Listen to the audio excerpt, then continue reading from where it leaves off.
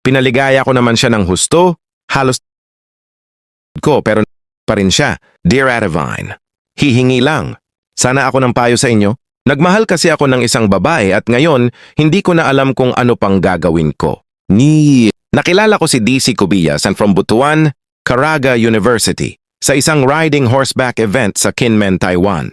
Nilapitan ko siya dahil sa daming babae doon na agaw niya ang aking atensyon.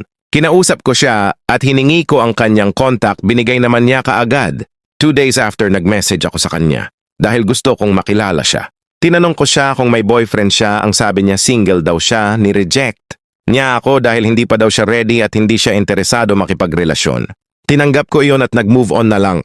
After 2 weeks nag-message siya sa akin, nagtatanong tungkol sa school at sa mga tindahan. Nireplyan ko siya, tinulungan lang walang halong kalandian. Isang beses, isinama ko siya at ang iba pang kaibigan na mag-hotpot. Isang gabi habang nasa labas ako kasama ang mga kaibigan ko, nag-message siya ulit sa akin. Pero mga personal na ang mga tanong. Tinanong ko siya kung nalulungkot ba siya kung gusto niya ng kasama at kung gusto niya rin ako. Sinagot niya lahat ng oo, kaya nagmaneho ako ng hating gabi papunta sa dorm niya. Gumala kami, pinikturan ko siya sa loob ng sasakyan ko. Ngumiti siya at lumapit sa akin. Mula noon, mas naging madalas na kaming magkasama. Gumala kasama minsan ang friend namin na si Christina. Dinala ko sila sa beach. Pumunta ako sa Taiwan, 1 linggo ako doon. Binisita ko ang family ko, sinabi ko sa kanya na huwag muna. Akong emesedye pero nung huling araw ko sa Taiwan nag-message siya tungkol sa school at hinihintay niya ang pagbalik ko. Nakita. Ulit kami sa school, 2 lang kami. Sa tuktok ng burol mas mahigpit ang pagyakap namin sa isa't isa. Nagsimula sa simpleng gala hanggang sa holding, hands at yakapan sa loob ng nasasakyan, lalo na pagkatapos ng mga lakad kasama ang mga kaibigan. Pagkatapos ng car wash, nag-hotpot kami sa bahay ng isang close friend. Doon, mas lalo kaming naging close. Niyayakap ko siya mula sa likod. Isang gabi sa loob ng kotse, nauwi sa first kiss ang lahat. Habang tumatagal, naging mas intimate ang moments namin. After KTV kasama ang mga friends sa school. Mula sa yakap hanggang sa nagkahalikan, lumalim ng lumalim. Hinawakan. Sinabi niya sa akin na hindi na siya virgin. 1 beses lang daw siya at 1 taon na ang nakalipas, pero traumatic. Kanyang kaibigan sa beach house, lasing daw ito. Hindi ko na pinansin. Ang mga sinabi niya kasi parihas na kaming ko siya pero nahihiya akong gawin yon sa sasakyan. Pagkatapos, sinabi ko sa kanya na bukas na lang kami next night sa bahay after namin mag-dinner. Walang puwersahan. Sinabi niyang todo. Pagkatapos, nanginginig ang kanyang binti at katawan, nagsimula na ang pagde-date namin. Sinabi niya na handa siyang sumugal kahit maikli lang ang panahon na magkasama kami.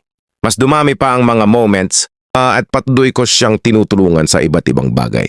Marami pang late nights.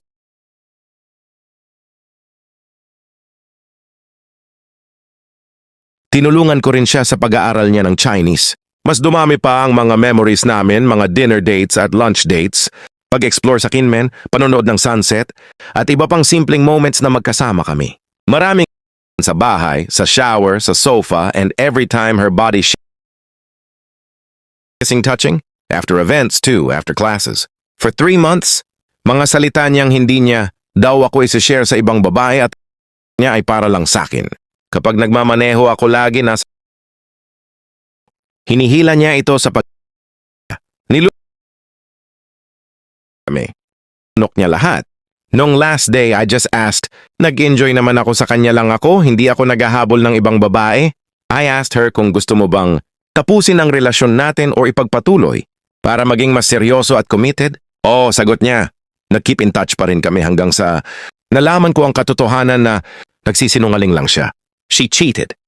Meron pala siyang karelasyon na iba at 2 years na sila. Niloko niya ako. Gusto niya ng seryosong relasyon at noong huling gabi, sinabi niya sa akin na mahal niya ako. Nagulat at natuwa ako, kaya nasabi ko rin pabalik na mahal ko siya.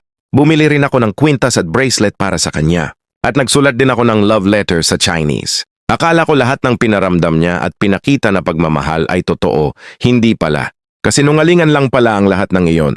Pero for her was real. She come many times and squirting too. Dapat pa ba akong manatili sa kanya kahit alam ko na cheated on me na?